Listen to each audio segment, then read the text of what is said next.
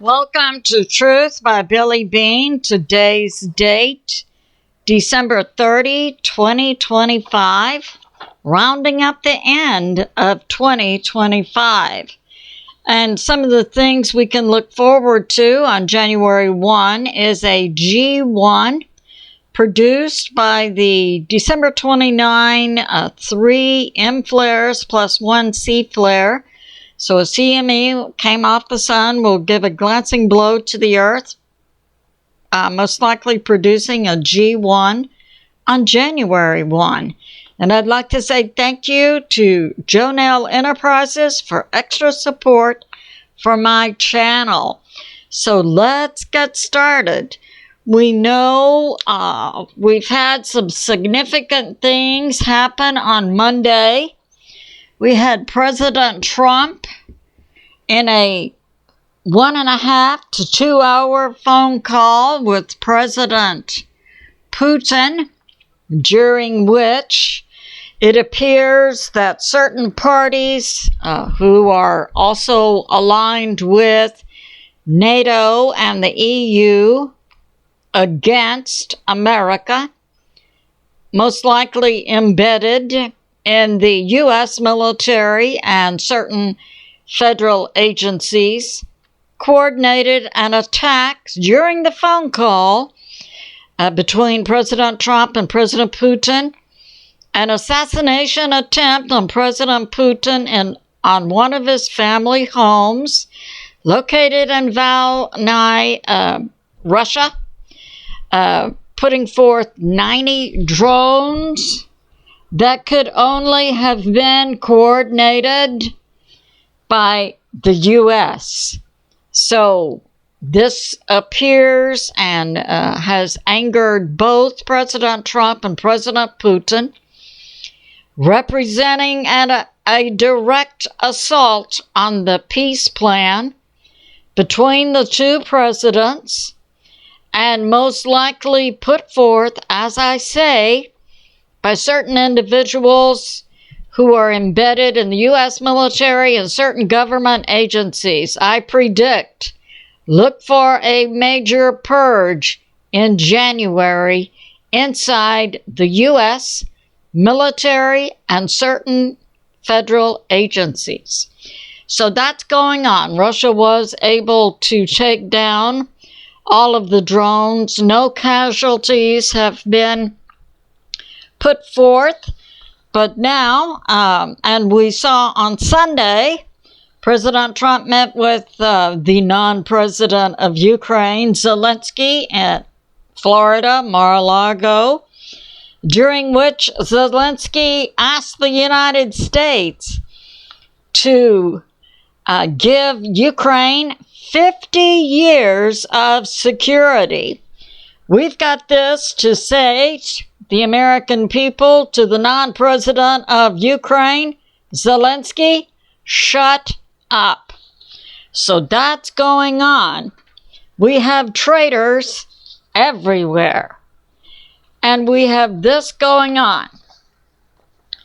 So from Canadian Prepper News, we have that, and also from BREITBART, we know in the U.S., and so we see some of the traitors also in the U.S., and we see Tim Walz, Democrat, who is going for his third term as governor of Minnesota, having his campaign burned to the ground by the people of Minnesota. And this is linked to the Somali fraud, and we have excellent sources coming out and demonstrating clearly, presenting evidence that Tim Walz, Democrat, we know the Democrats have gone full stop commie inside the U.S., had been made aware by credible whistleblowers, inside the Minnesota government of the Somali fraud inside Minnesota, racking up billions of dollars to illegitimate and non-existent shell companies and so on.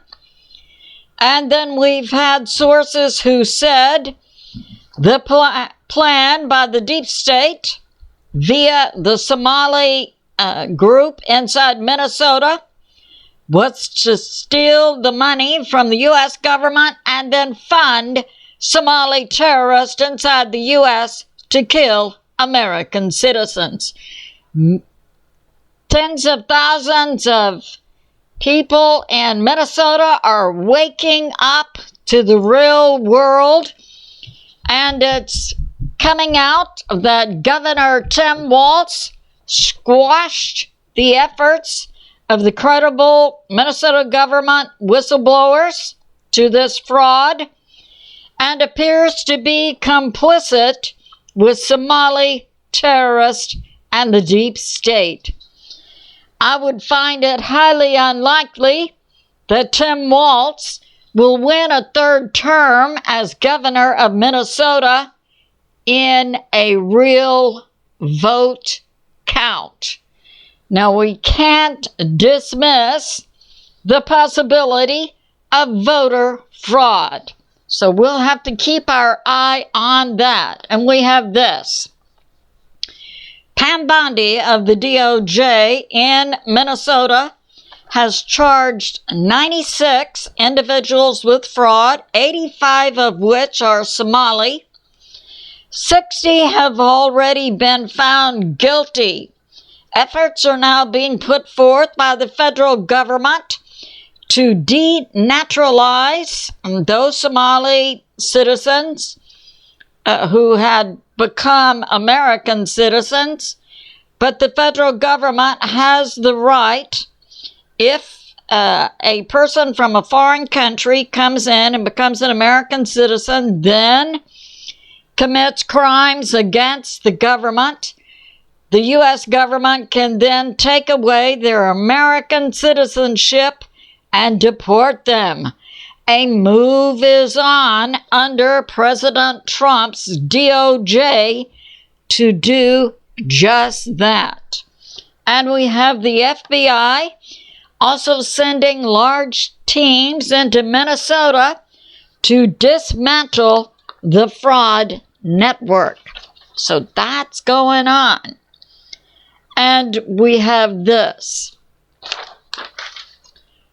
We have also also over the weekend, President Trump has given public statements that the U.S. has hit Venezuela.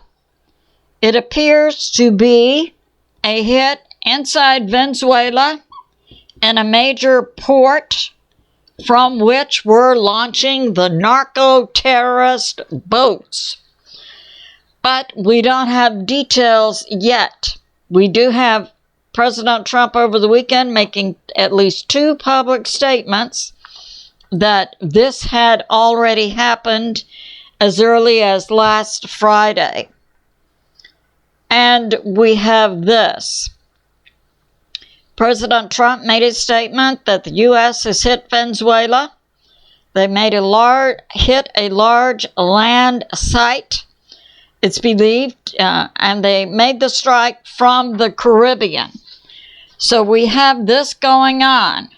We have troops in Puerto Rico and the small islands of Trinidad and Tobago, and then certainly ships and troops from the Caribbean.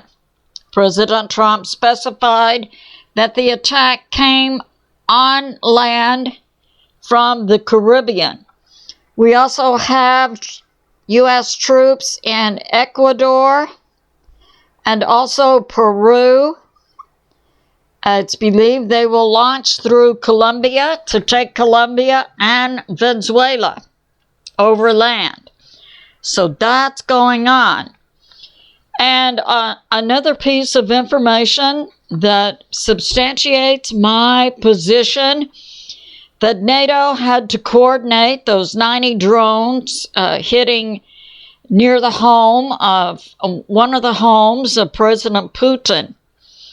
Another indicator that the U.S. was involved, and the EU and NATO, is that while the drone strikes were going on in Europe, they had their over-the-horizon radar on. So that's going on. And we have this. Yes, the attack on President Putin's home, according to Hal Turner's intel. And that happened Monday during the phone call between President Trump and President Putin. No doubt to send a message by the EU, the NATO, and the traitors inside the U.S. military and the U.S. federal government to both presidents that they were in control. I submit President Trump and Secretary of War HEDGE and head of the Joint Chiefs, General Raisin Kane, will begin a major purge beginning January. We have a public statement now coming out from Russia's spokesperson, Maria Zakharova, that Russia's retaliation strikes will now be aimed at taking out Budanov, head of Ukraine Intel, Malak, head of Ukraine Security, and Zursky, head of Ukraine Military. You try to assassinate the leader of your opponent, this is what you get in response.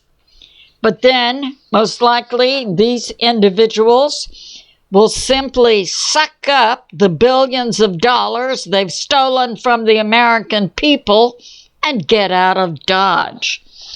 We have this from Canadian Prepper, Russian intel. Source, Yusakov, who says that the EU and NATO, and as I put forth, traitors within the U.S. military and the U.S. government, are doing everything they can to sabotage peace talks between the U.S. and Russia and want the peace talk negotiations to fail. And it's believed in January, put forth by this Russian intel source, that Russia will hit Ukraine really, really hard. And Russia has now canceled vacations for its military and government officials. And that January 10, Russian banks will begin to restrict how much cash Russian citizens can withdraw from their banks. So we see this is borne out by history. When a nation goes to full stop war, they also put controls over their banks.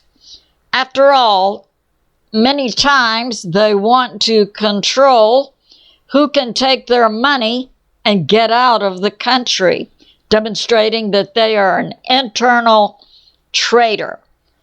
And it's believed by military analysts that NATO, the EU, and traitors within the U.S. military and government agencies want war with Russia and will do any kind of false flag they need to do, especially to push the American people into a war footing.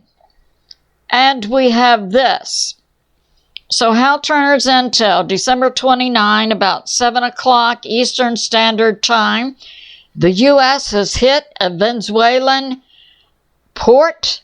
We don't know which location yet. And that NATO, via the drone strikes, and the EU and the traitors in the U.S. military and government put forth a false flag hit on an assassination attempt on President Putin. So that's going on. And we have this. Yes. So the drones were to hit President Putin's residence. It's being reported publicly 90 drones were put in the air and that Russia took all of them down. And that this occurred 12 hours after President Trump's meeting with Zelensky on Sunday, and also took place during the phone call between President Trump and President Putin. I submit the traitors in America, NATO, and the EU timed the drone assassination attempt on President Putin during the phone call between President Trump and President Putin to send a message to America. And I feel comfortable being one of the people of America to say to these non-American groups, shut up. So it's good to be in prayer for America, President Trump, the U.S. military, and world peace. I love you, and I'll see you soon.